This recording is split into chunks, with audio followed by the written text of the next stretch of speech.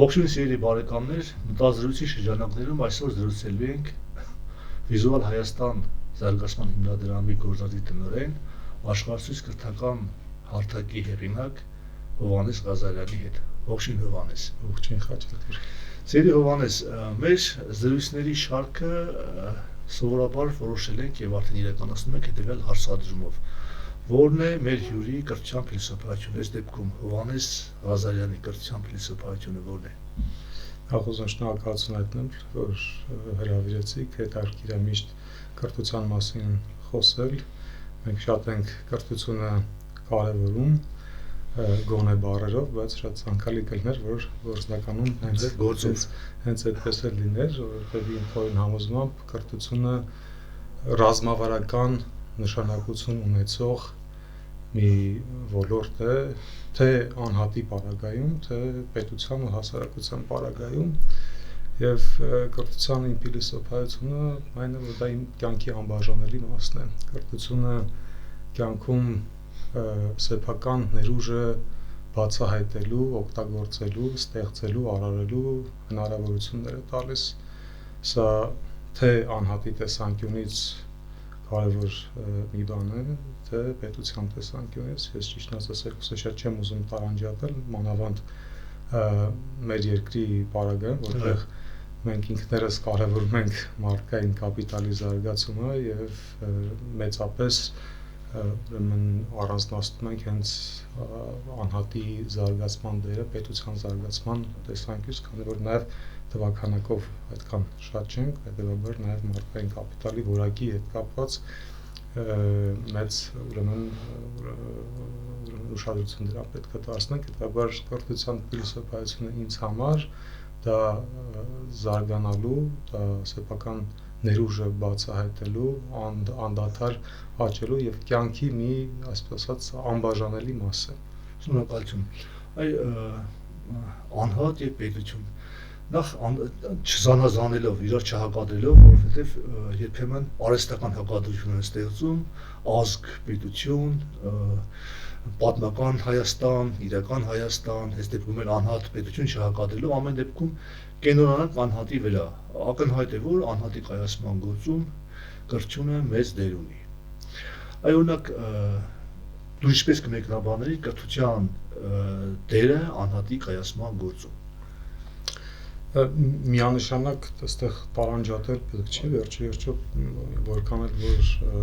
այդ ինդիվիդուալիզմը հիմա մասնավորապես հայության մշակույթում շատ դոմինանտ է, միևնույնն է եւ խրախուսում է նաեւ մեր մոտ։ Խրախուսվում է նաեւ մեր մոտ, իմիջիալոց ոչ այդքան գիտակցաբար խորությամբ դա հասկանալով, որովհետեւ Եվրոպայում երբ որ դա արվում է, արևմուտքում դա արվում է, այնտեղ պատմական կոնտեքստ գոյություն ունի եւ ամենևին դա չի արվում հասարակության եւ պետության զարգացման հաշվին իմ խորին համոզմամբ, այսինքն բնականաբար անհատի իրավունքները պաշտպանված են, բայց այնպես չի որ դա արվում է հասարակության զարգացման հաշվին։ Ես կարծում եմ որ կրթությունը անհատի զարգացման գործում միանշանակ մեծ նշանակություն ունի, այսինքն այստեղ նույնիսկ պետք չի հատուկ ուսումնասիրություն կատարել, թեև բազմաթիվ են ուսումնասիրությունները, թե ինչպես է կրթությունը ազդում մարդու բարեկեցության վրա եւ բարեկեցություն ասելով մենք չպետք է հասկանանք բացառապես ֆինանսական կամ նյութական բարեկեցություն, որտեղ բարեկեցություն շատ ավելի բազմաշերտ է եւ իր մեջ ներառում է նաեւ մարդու հոգեկան աշխարհը, հասարակ աշխարհայացքը, վերաբերմունքը կողքինների նկատմամբ, սեփական երկրի նկատմամբ, սեփական տարածքի նկատմամբ, որտեղ ինքը բնակվում է, ում հետ որ շփվում է, այնպես որ այստեղ տարանջատել պետք չի եւ դեպաբար մարդուն կրթությունը հնարավորություն տալիս բացահայտելու իր պոտենցիալը եւ կրթվելու արդյունքում է մարդկությունը զարգացում ապրել։ Մենք տեսեք շատ հաճախ խոսում ենք նորարարությունների մասին եւ նորարարությունների տեխնոլոգիաների դերը մարդու հասարակության զարգացման գործում, բայց այդ նորարարությունները իրականում կրթվելու արդյունքում են ստեղծվում։ Այսինքն ինքը կուտակված գիտելիքի դրա փոխանցման միջոցով է վերում նաեւ թե անհատի, թե հասարակության զարգացման։ Ես չեմ ուզում այս երկուսը տարանջատել, խաչատուր չէ, որովհետեւ մենք այտենց երբ որ ինչ որ մի բանը սկսում ենք դիտարկել վակուումում լավ բան չի ստացվում, այո, որտեղ կյանքում շատ բաներ փոխկապակցված են։ Արևմուտքում ինդիվիդուալիզմը այլ կերպ են կալվում, մենք ցավոք սրտի այլ կերպ ենք ընկալել այդ ինդիվիդուալիզմը եւ մեր իրականության մեջ, մեր հայ իրականության մեջ ցավոք սրտի դա հանգեցրել է նրան, որ հավաքական ամբիցիան տեղի է տվել այն դեպքում, երբ որ այդ ինդիվիդուալիզմը ազնական ամբիցիան պետք է նպաստի նաեւ հավաքական ամբիցիայի ձևավորմանը կամ զարգացմանը եւ ավելի վերհանելուն։ Օրինակ ի՞նչն է մեզ խանգարում, որ այդ ազնական ամբիցիաների միասին նաեւ հավաքական ամբիցիա ունենանք։ Մարդը լավ սովորի ոչ միայն իր համար, այլև շրջապատի համար։ Կրթությունը։ Կրթությունն է խանգարում, որտեվ մենք դրա համար հատուկ քաղաքականություն է պետք, պետական կամ դե բնականաբար նա խորհրդային տարիների մի հատ մոդել գալիս է, հա, ցանկացած, գիտեք, տարբեր հասարակարգեր, տարբեր քաղաքական հոսանքներ բնականաբար իրենց պատկերացմամբ են փորձում ձևավորել անհատին։ Մենք ցավոք սրտի չենք սահմանել, թե ինչպիսին պետքա լինի հայ քաղաքացին, որը որ մտնում է դպրոց եւ դպրոցից պետքա դուրս գա, հետո համալսարան եւ այլն, մենք ինչ անհատ ենք ուզում ձևավորել։ Մենք չունենք սահմանած։ Օրինակ, եթե գլխավոր ձախողումը այստեղ է, այո։ Հա, մեր գլխավոր ձախողումն այստեղ է եւ մենք համակարգային այս հարցին չենք մոտեցել։ Շատ հաճախ տարվում ենք տարբեր, այսպես ասած, մոդայիկ տենդենսներով, որտեղ ինչ որ մի բան լսում են առանց խորանալու, փորձում են վերել եւ ներդնել Հայաստանում, այդպես չի աշխատում, որտեղ ամեն հասարակություն ունի իր հատկությունները, իր անցած ճանապարհը, իր պատմական եւ հասարակական կոնտեքստը, եւ այս ամեն ինչից ելնելով է պետք է հասկանալ, թե մենք ինչ ենք ուզում, այսինքն մենք մեզ համար չենք սահմանել, ինչ քաղաքացի ենք ուզում։ Մեզ հաճախ թվում է, թե այն ինչ որ անում են գերմանացիները, ամերիկացիները, բնականաբար շատ բան կա սովորելու եւ վերցնելու, այստեղ նույնիսկ վիճելու հարց չկա, բայց մենք պետք է նախ այդ ինֆորմացիան մարսենք, հասկանանք այդտեղից ինչն է մեզ օգնելու այսօր մեր առջև ծառացած խնդիրները հաղթահարել։ Մենք այդ վառությունը չենք արել, մենք հաճախ այնպես վերստում ենք, այսպես copy paste ենք անում, որտեղ ինչ կա, լավ է դա, այնտեղ աշխատել է, ուրեմն մեզ մոտ էլ կաշխատի։ Ինչպես այստեղ էլ կրթության պակաս կա, մենք չենք կրթվել, թե ինչպես կարող ենք կրթել։ Այդ որ ասիկ մեր առջև խնդիր չենք դրել, ինչպեսի քաղաքացի պատրաստել, ավագ դպրոցի չկայացածությունը նաև դրանից է գալիս։ Աշակերտը ավագ դպրոցը ավարտում է ոչ եւ վերջում ստանում է հասունության ատեստատ, հա, այսպես ասենք, բայց իրականում ինքը ոչ թե դառնում է, ասենք, երկրի քաղաքացի, որ պետք է քվեարկի, այլ ինչ-որ մի բանի, ինչ-որ մի մասնագիտության դիմելու դիմորդ։ Ավագ դպրոցում մենք պատրաստում ենք լավ դիմորդ, ոչ թե Հայաստանի Հանրապետության քվեախցիկներում քվեարկող քաղաքացի։ Հա, իհարկե, ցավոք սրտի ավագ դպրոցը այս իմաստով առաքելություն եւ չի իրականացնում։ Օրինակ եմալ մեզ մի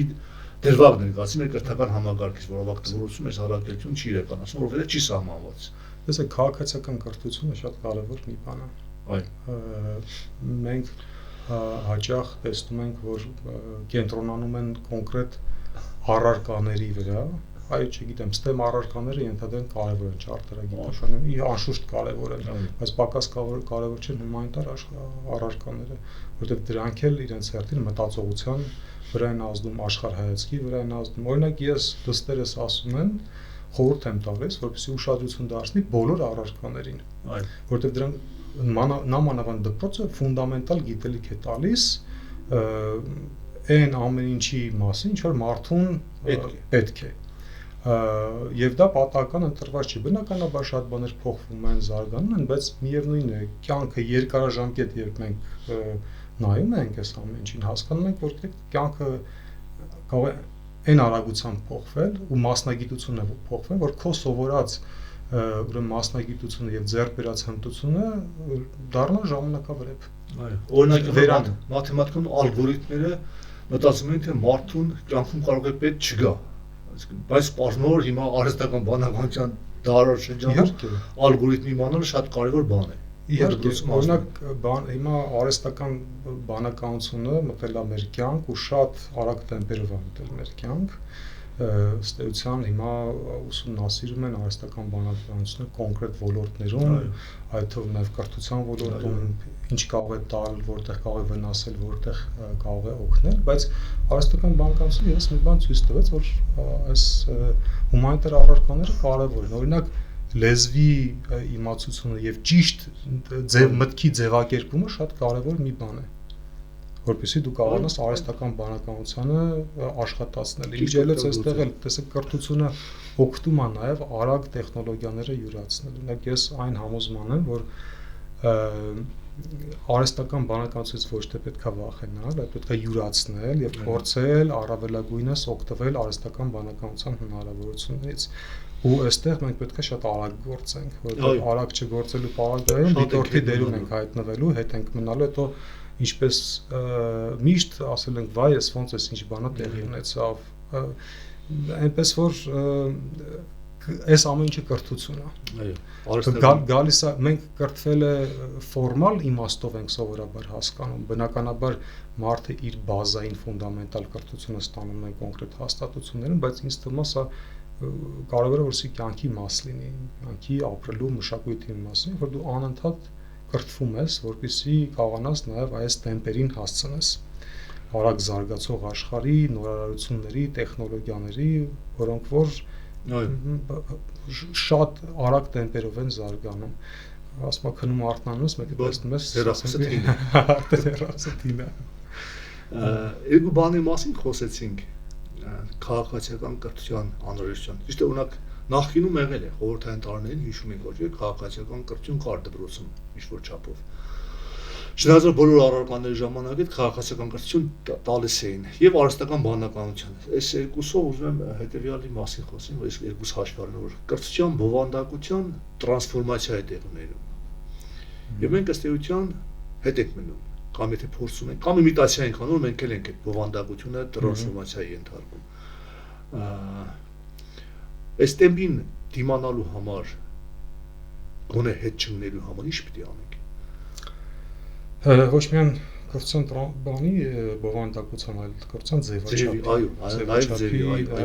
փոփոխությունը տեղի ունենում։ Իրականում տեսեք մենք որպես նաև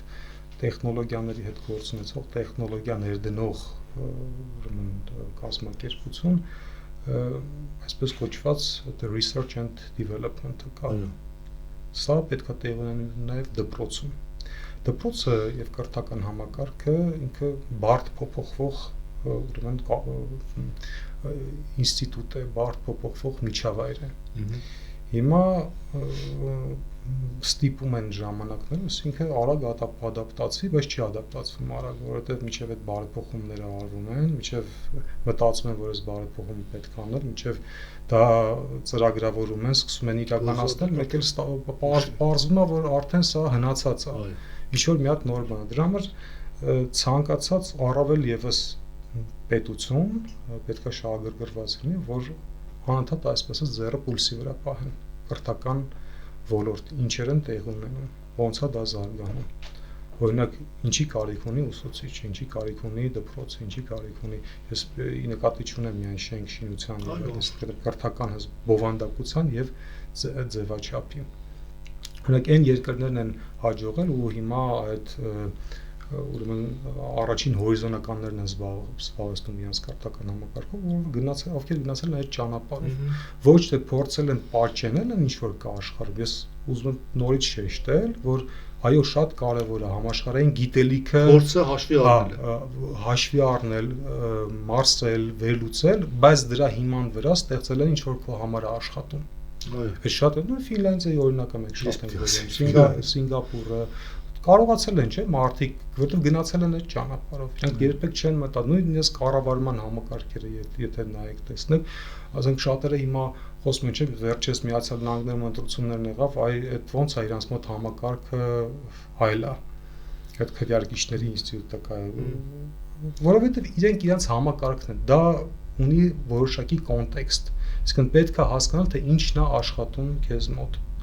Նախ Ֆինլանդիայի պարագայում որոշ հաստատություններ, մանկավարժական համալսարան փորձում են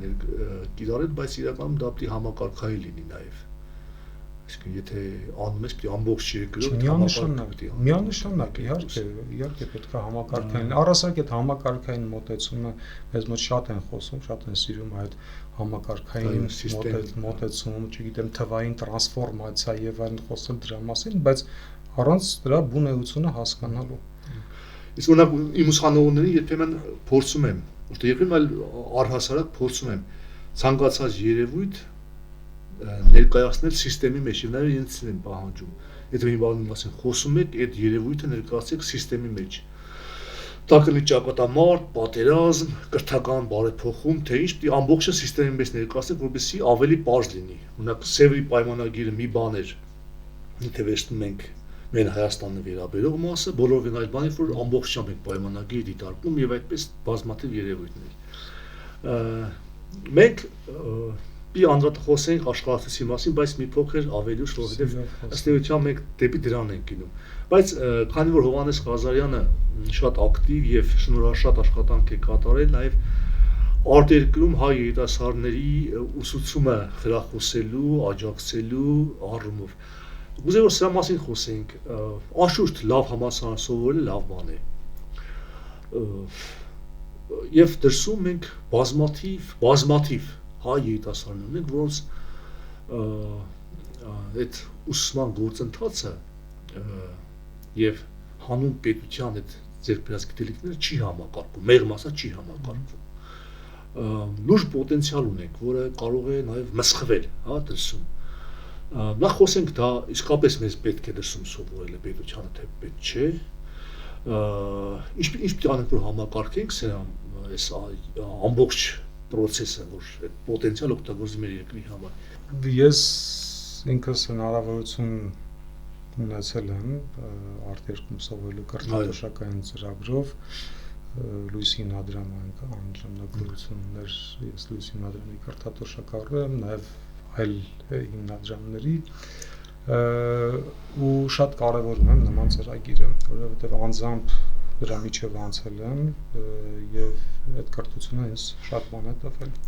Արտերկրում սովորելը ես ոչ միայն գիտելիքի զուրկ ձեռքբերման առումով կարևոր է, այլ նաեւ այդ փորձառության այլ հասարակության մեջ գտնվելու, կապեր ստեղծելու,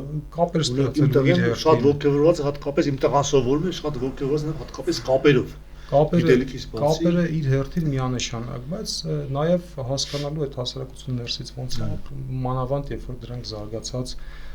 երկրներ են աշխարհի, ասենք Գերտերությունները, օրինակ Միացյալ Նահանգները, ու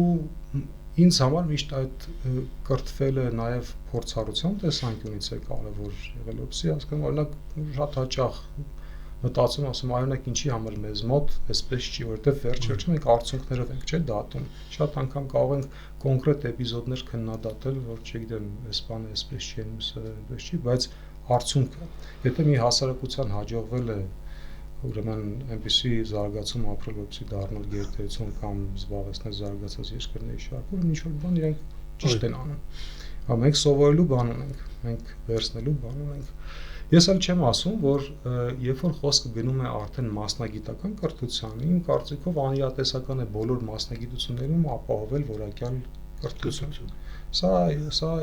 իրատեսական չէ, մանավանդ Հայաստանի նման փոքր երկրի։ Բնականաբար մենք պետք է որոշենք եւ հասկանանք որոնք են մեր ուժեղ կողմերը, որտեղ մենք կարող ենք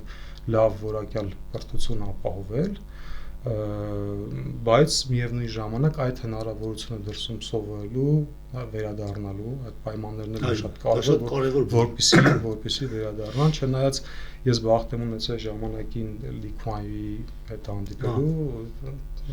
Սինգապուրի այդ հիմնադիր վարչապետի հետ թարգմանում է, երբ որ ինքը այցով այստեղ էր, ու հետաքրքիր մի բան ասեց, իրենք էլ ունեն այդպիսի կրթատոշակային ծրագիր, ասում է այն ուսանողները, որոնք որ գնում մնում են այնտեղ, ասում է մենք ամեն դեպքում իրենց պոտենցիալը կարողանում ենք օգտագործել Սինգապուրի համար։ Իրենք այդ ճանապարհը գտել են։ Իրենք ձև գտել են, թե դա ինչպես անենք։ Մենք էլ այդ ռեսուրսը, որ ստեղծվում է աշխարհի լավագույն համալսարաններում սովորող ուսանողների, պետք է մտածենք ինչպես անենք, որ ելի համակարգային մոտենանք այդ հարցին, ոչ թե ուղղակի կրթատոշակային ծրագիր լինի, որ հնարավորություն տա ինչ-որ մեկ գնա սովորի, այլ գնա սովորի ինչ գիտելիք ձեռք բերի, ինչ մասնակցություն ձեռք բերի եւ ինչ օգուտ է տալու Հայաստանը, որտեղ ես կարծում եմ, որ Հայաստանի տեսանկյունից մենք բացառապես դիմացենք,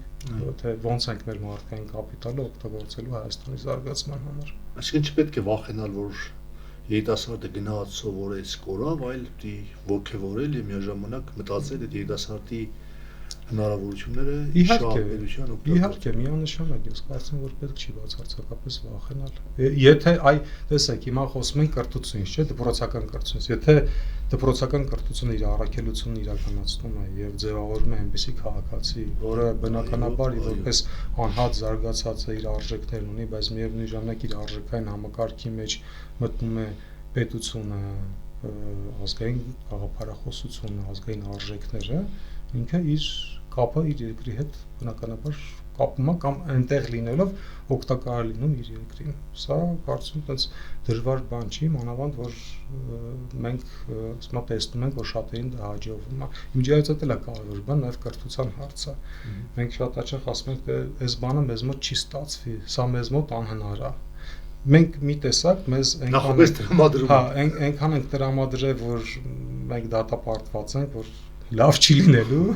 որ չենք ուզում տենց ամբիցիոզ ծրագրեր մեր առաջ դնենք, ու ասենք, որ չէ, հնարավոր է, կարող ենք անել, ինչի՞ չէ։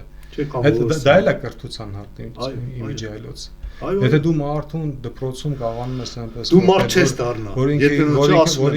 իր ուժերին հավատում է, այդ էլ մի ուրիշ խնդիր է։ Տեսեք, մենք ուսուցիչների հետ շատ ենք աշխատում։ Շատ կարևորում են այս ուսուցիչների դերը, ուսուցիչները իմիջիայլոց են մարդիկ են, ովքեր անմիջականորեն կրթությունը իրականացնում են, կրթությունը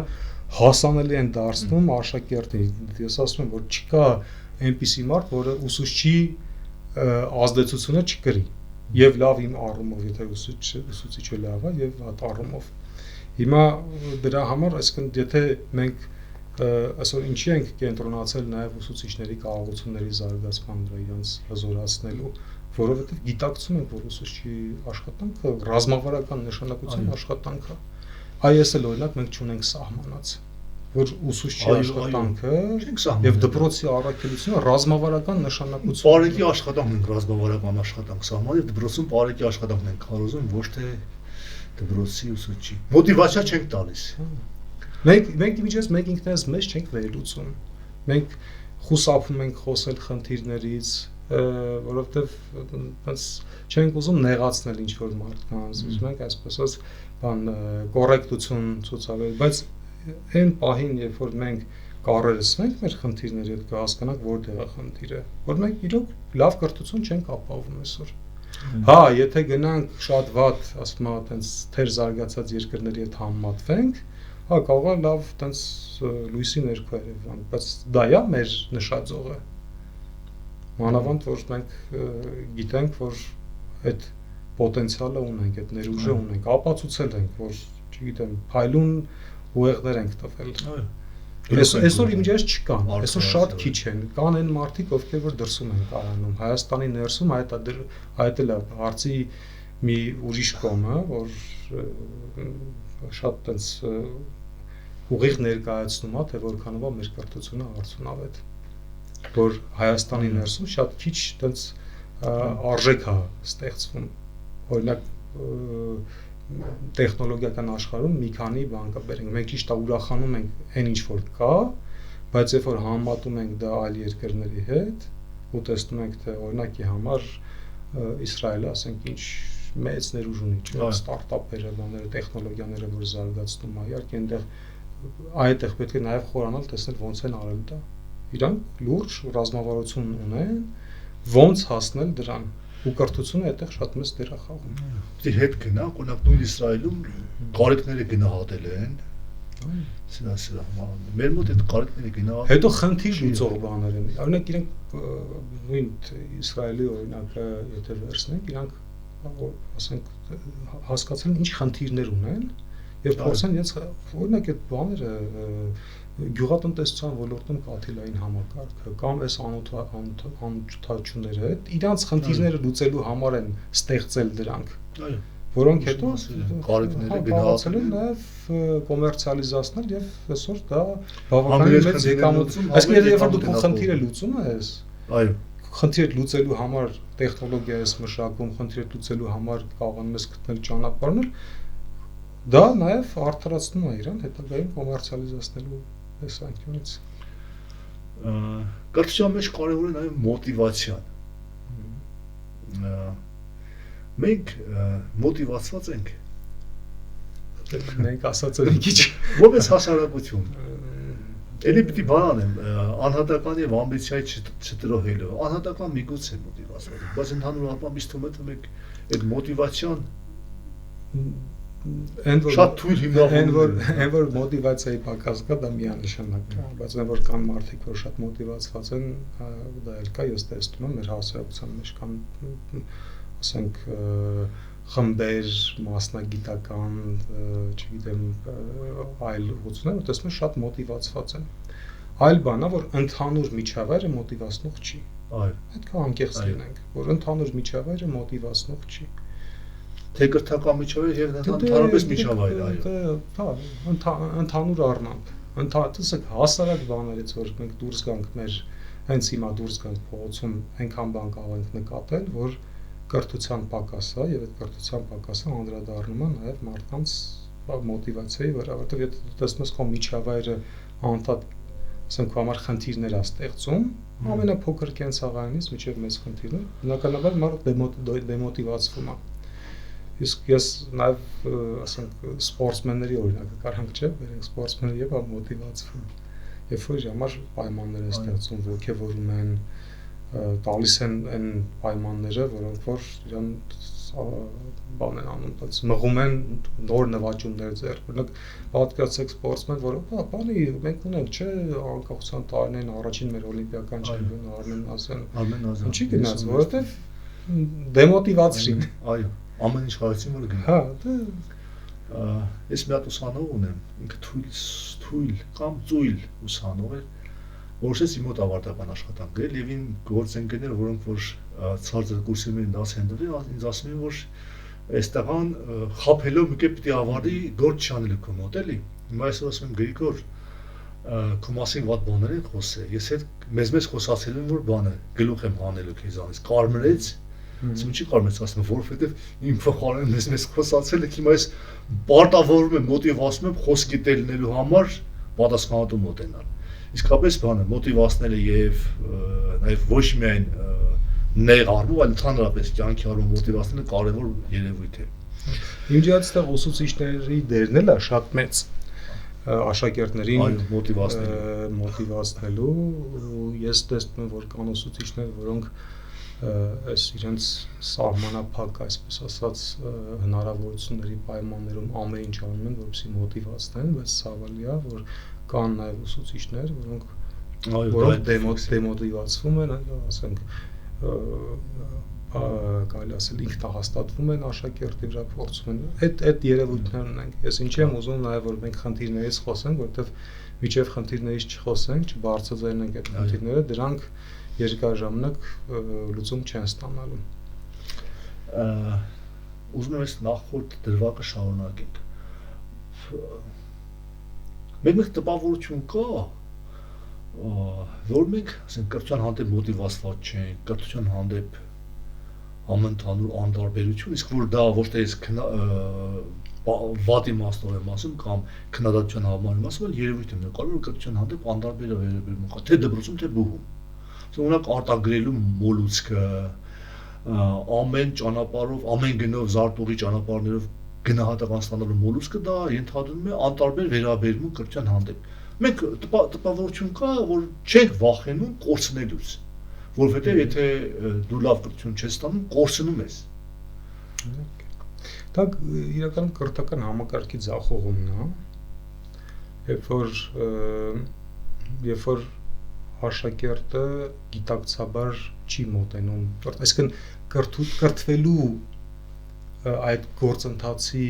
կարևորությունը չի գիտակցում, չի հասկանում ինչի համար է իրան պետք կրթվել։ Այս շատ կարևոր մի բան, որովհետև երբ որ ինքը արտագրում է, երբ որ չգիտեմ եւ այլն, մենք էլ ենք արել, չի չենք արել, շատ սխալ է դա։ ու շատ վատ է որ դա տեղ ունի մեր հասարակության մեջ,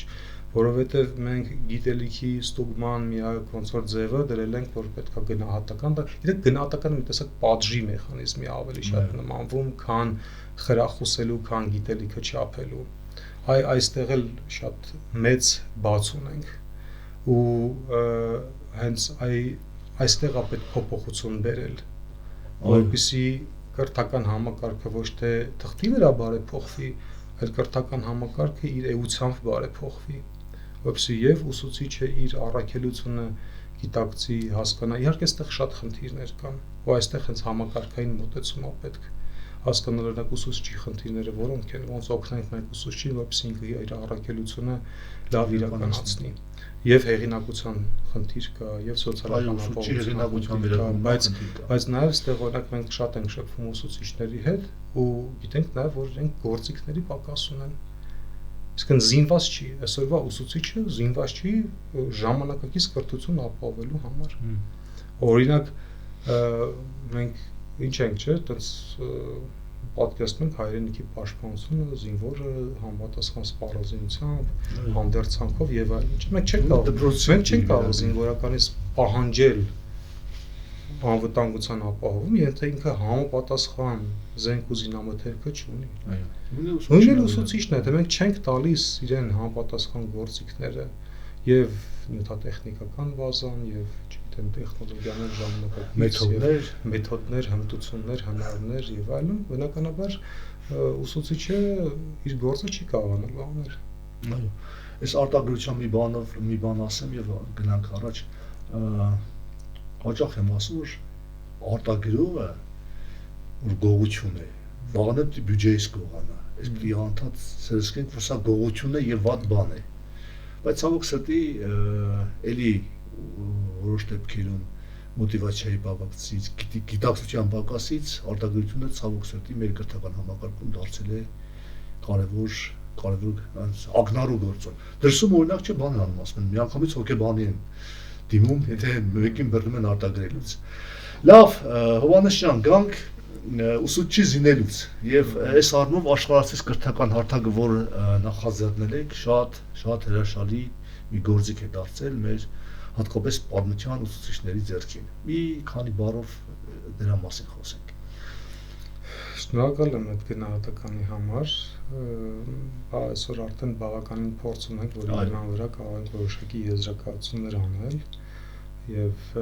խնդրել, որ ուսուցչի համար օգտակար գործիք ստեղծել, ու այստեղ ինչն եմ կարևորում, որ ինքը Հայաստանում ծնված հայկական մտքի արգասիկ է ու շատ լավ որ մեր ուսուցիչները որ վերցեցին, սկսեցին կիրառել ու իրենք էլ կիրառելուց հասկացան, որ իրենց դասը վարելու, դասի բովանդակությունը բավականին փոխվում է, դասի արդյունավետությունը բարձրանում է։ Ու ինչն է հետաքրքիր, որ երբ որ տեխնոլոգիական լուծում ես տալիս, ժամանակակից այսպես տեխնոլոգիաների հիման վրա ինչ-որ լուծում ես գտնում, հասկանում ես, որ դա նաև ի հայտ է բերում մնացած խնդիրները։ Օրինակ, ուսուցիչների մոտ այդ համակարգչային հմտությունների պակասը դարձավ ակնհայտ։ Ու նաև օրինակ դպրոցներում ժամանակակից տեխնիկայի բացակայությունը կամ մեթոդներ, որոնք հնարավորություն են տալիս այս ժամանակակից գործիքները օգտագործել։ Այս խնդիրները ի հայտ եկան։ Ճիշտ է, մենք ունենք ծրագրեր, որոնք նաև այդ խնդիրներն են լուծում, տեղից ծնվեց նաև ուսուցիչների վերապատրաստման մեր մի քանի ծրագրերը, որովհետև երբ որ ներդրեցինք, մենք ի սկզբանե մտածում ենք դե տեխնոլոգիան ստեղծենք, առաջարկենք մեր ուսուցիչներին եւ իրենք կիրառեն դա, բայց պարզվեց, որ այդտեղ շատ խնդիրներ կան, այդտեղ լավ էր, որ այտենց թիմը համար գտնվեց ու մենք կարողացանք լուծումներ գտնել։ Դրա մասին եմ բոլոր ատամներով պայքար եք մղել դա հաջողելու։ Հա, դե որովհետև եթե կա նպատակ, եթե տեսնում ես, որ քո արած աշխատանքը կարող է խնդիր լուծել, կարող է օգտակար լինել ուսուցչին ու դրանով իսկապես տրանսֆորմացիայի ենթարկել, բերել 21-րդ դար դասը կազմակերպելու, դասը վարելու այդ գործընթացը, ուրեմն դրա համար պետք է պայքարել, որտեղ ես ինքս, քանի որ ինձ կրթությունը շատ է օգնել իմ, չգիտեմ, կյանքի ընթացքում, տարբեր ձեռքբերումներ եւ այլն, ես դրա համար կարևորում եմ, որ կյանքի նպատակն է, որպեսզի մեր աշակերտը, մեր հասարակությունը հնարավորություն ունենա լավ կրթություն ստանալու, ինձ համար դա իսկապես ռազմավարական նշանակության մի ուղղություն է ու ես էլ թիմն էլ մեծ հավատով, այսպես գաղափարական առումով ենք այս աշխատանքին լծված ու հա, երբ որ այդպես տեխնոլոգիան մշակեցինք, սկզբից այդպես մեր կողմից հիպոթեզ էր դա, չգիտենք աշխատի, թե չի աշխատի, բայց ամեն դեպքում մտածում ենք, որ ինքը շատ հարցեր կօգնի լուծել ու այդպես էլ կա, այսօր ունենք հազարավոր ուսուցիչներ, որոնք որ կիրառում են դա, ասենք տարբեր ուրեմն մակարդակի վերապատրաստումներ ունենք ուսուցիչների համար, վերջերս նաև այդ պարտադիր վերապատրաստումներ իրականացնելու երաշխավորում ստացանք, այսինքն այդ առումով բավականին հիմնադրամը իր կարողություններով զարգացավ ու այդպես համայնք է նաև ձևավորվում, որտեղ որ ուսուցիչները արդեն կարելի ասել սկսում են տիրապետել 21-րդ դարի գործիքներին, ռազմավարություններին, հմտություններին, այս վերջերս նաև հրատարակեցինք շուտով նաև կունենանք շնորհանդեսը ձեռնարկի, հատուկ ձեռնարկ է մշակվել պատմություն առարկայի դասավանդման, որտեղ ռազմավարություններ կան, մեթոդներ կան, որտեղ աշխարհացույցի կիրառման հնարավորություններն են տրված, մի խոսքով ուսուցչի համար ձեռքի, այսպես ասած, գործիք է։ Որի գրախոսելու պատիվը նաև ես ունեցա։ Շատ շնորհակալ եմ, որ իրականում իսկապես լավ նախաձեռնություն է, մենք էլ երբ որ մանկավարժական համալսարանի այդ կարիքների գնահատում էինք նայում, նաև այդ ուղղությամբ էինք խոսում խորանալ նման պատմության դասավանդման հիմնախնդիրների հետազոտող կենտրոն ենք ստեղծել եւ շատ ուրախացանք, որ նման նախաձեռնություն կա եւ իսկապես մենք ձեր գործի ոչ միայն աջակցություն, նաեւ լավ երկրպագ ունենք։ Ես շնորհակալություն հայտնեմ, այստեղ կարևոր է նաեւ այդ համագործակցելու ուրեմն մշակույթը։ Մենք ինձ թվում է նաեւ կրթության ոլորտում շատ ձախողումներ ունենք, որովհետեւ չենք համագործակցում։ Ես խորին համոզմունք ունեմ, որ մեզ մոտ առնվազն կրթությունը պետք է լինի ազգին համախմբող, համընդհանուր ոչ թե մրցակից, այլ մրցակցություն։ Մենք նախ այդքան տենց ներուժ չունենք, այդքան ռեսուրս չունենք, որ մեզ թույլ տանք վատնենք այդ ներուժը,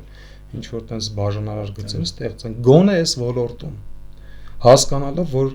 սա է մեր ուրեմն ապագան կանխորոշող ճանապարհը։ Գոնե այստեղ մենք պիտի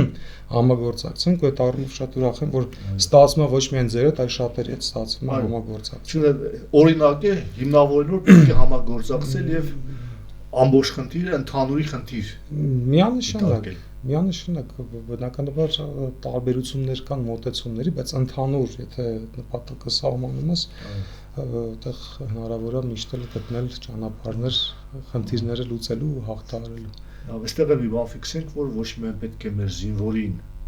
զինել, որ սահմանը լավ պահի եւ մեր անվտանգությունը ավելի բարձր մակարդակի վրա լինի, այլև ուսուցչին պետք է զինել, որ մեր կրթական համակարգը հնարավորինս ավելի բարվոք վիճակում գտնվի եւ չպետք է հետ մնալ ժամանակաշրջանի զարգացման տեմպերից։ Անշուշտ, այդտեղ մի կարևոր բան է ուղղակի շեշտադրում, որովհետեւ շատ հաճախ մեր հասարակության մեջ սիրում են հակադրել տարբեր բաները։ Օրինակ, ինչն է բանակն առաջնային, թե դպրոցն առաջնային, այս շատ սխալ մոտեցում է ու մոլորեցնող մի բան է ու այդ մենք տեսակ տեսողորենք համակարգային մտածել, որ ասում ենք համակարգային բառ չպետք է լինի ժամացույցը մեխանիզմը հիմա ասենք դպրոցը ամեն ինչի վրա է ասում դպրոցական առասարակ կրթությունը, բայց դպրոցական կրթությունը որտեղ աշակերտը անցկացնում է 12 տարի մենք հաշվել ենք մոտավորապես 15-16 հազար ժամ անում դա աշակերտը այնտեղ ասենք ձևավորվում է եւ որպես անձ եւ իր գիտակցությունը եւ իր վարքագիծը եւ իր ֆիզիկականը ամեն ինչ հիմա ով է գնում բանակ ով է հետո դառնում այդ տնտեսության մարդկային կապիտալ տերմինը առհասարակ ինչի համար է ստեղծվել։ Դա չէ նշանակում, որ մարդկային կապիտալը հետո գնում է տնտեսությանը օգտվում է, զարգացնում է, ինքը բարիք է ստեղծում, արժեք է ստեղծում, որից նաև ֆինանսավորվում է բանակը։ Հիմա մի ուրեմն բան ասեմ, տենց ցուցանիշ ասեմ, համաշխարհային բանկի զեկույցներ Հայաստանի մարդկային կապիտալի վերաբերյալ ցավալի է, որ օրինակ այնտեղ նշված է, որ Հայաստանում ուրեմն հասանելի կրթություն եւ տարողջապահական, ասես ծառայություն ստացած մարդը միայն 50 այսօր ծնված 50%-ը միայն կարողանալու իր ներուժը օգտագործել։ Մի քիչ այս ձևակերպումը կարող է այդպես շփոթեցնել, բայց մենք ունենք խնդիր, որ Հայաստանում մարդը իր ներուժի ընդամենը առավելագույնը 58%-ը կարողանա իրար։ Էլ չեմ ասում, որ այնտեղ օրինակ տվյալ կար, որ այս 12-ամյա կրթությունը իրականում 8-ամյա կրթություն է։ Այսինքն 12 տարին 8 բովանդակային առումով, ժամանակային չէ, բովանդակային առումով սրանք սենց բան են էլի, այտենց տագնապի հասնող ցուցանիշներ են։ Ես այդտեղ տագնապ հնչեցնենք, ասենք որ այստեղ պետք է կարմիր դրոշակ բարձրացնել, այստեղ լուրջ խնդիր ունենք պետք է զբաղվել։ Իսկապես այդ ավագ դպրոցը կամ պիտի ձևափոխ բովանդակությունը լցնել, կամ պիտի ինչ-որ Ես էլ չեմ ասում, որ այսօր շուկայում պահանջվող հմտությունները եւ կրթական համակարգում տրվող հմտություններն ու գիտելիքները իրար շատ հեռու են։ Այս էլ է շատ մեծ խնդիր, այսինքն աշխատուժը մտնում է շուկա առանց համապատասխան գիտելիքներ կարողություններ ունենալ։ Իսկ մեր կրթության բովանդակության եւ ձևի տրանսֆորմացիան անհամաչափ է։ Դե առավել քան։ Լավ, Սերգեյ, ես մի հատ միտք եմ դուրս բերել, ոչ թե գոյատևման պայքար մղել, այլ հնարավորություն ստեղծել առայլու եւ ստեղծագործելու։ Հովհաննես Ղազարյան։ Ասել եմ, նման բան ասել եմ, այո։ Սա իրոք ամբիցիա է նաև, էլի, ոչ թե չարքաշ ապրել, այլ լավ ապրել, ստեղծագործել, լավ միջավայրում ապրել։ Համաձայն չես, Խաչատուր։ Համաձայն եմ։ Դե բնականաբար այդպես Որի բանալին կրթությունն է։ Որի բանալին կրթությունն է, այսինքն արարող մարդը, ստեղծող։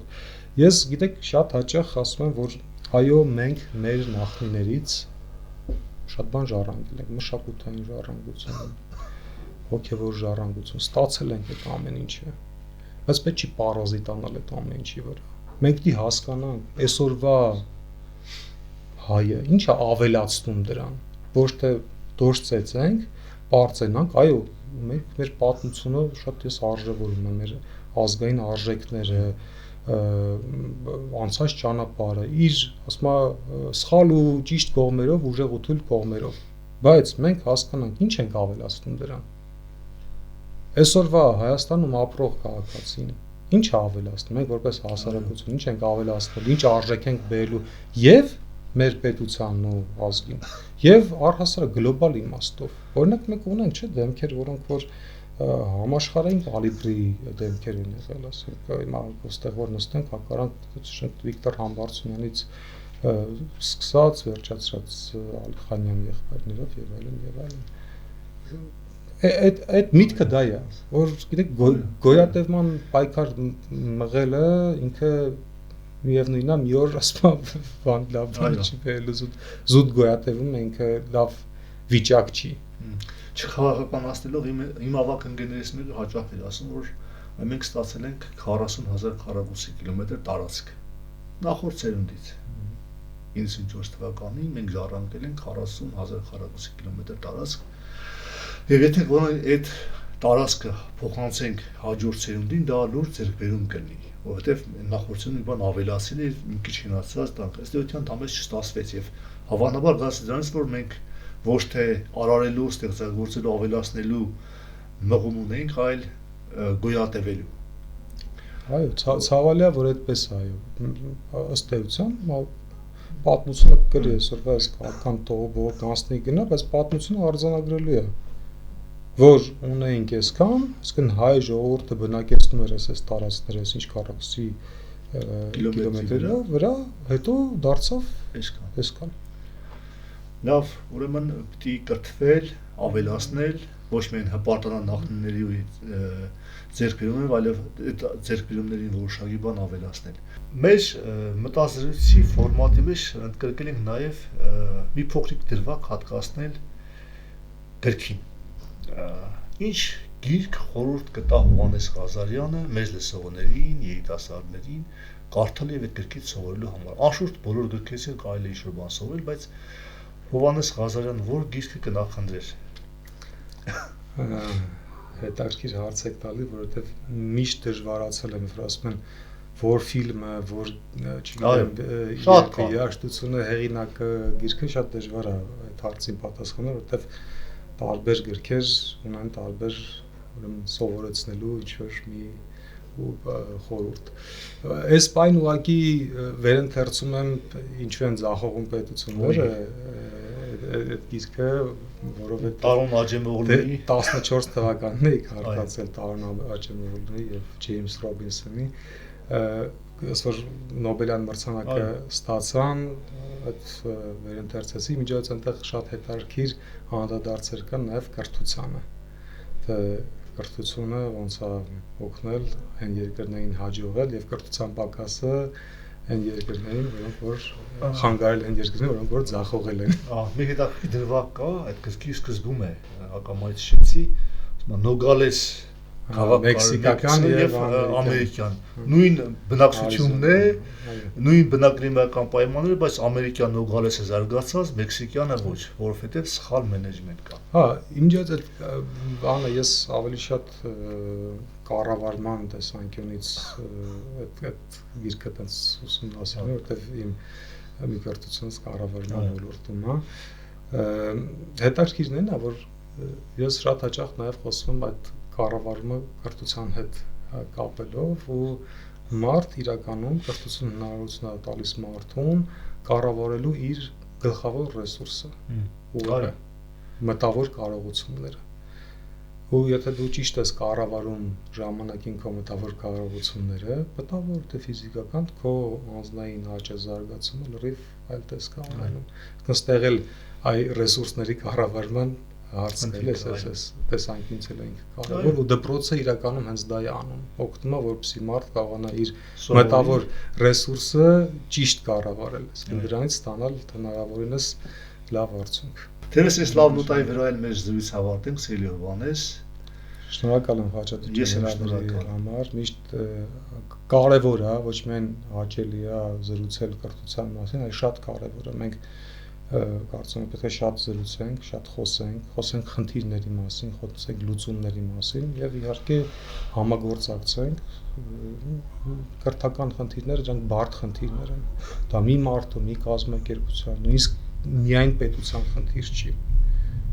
դա ամբողջ հասարակության խնդիր է կրթել հասարակություն ձևավորել այնպիսի սերունդ, որը որ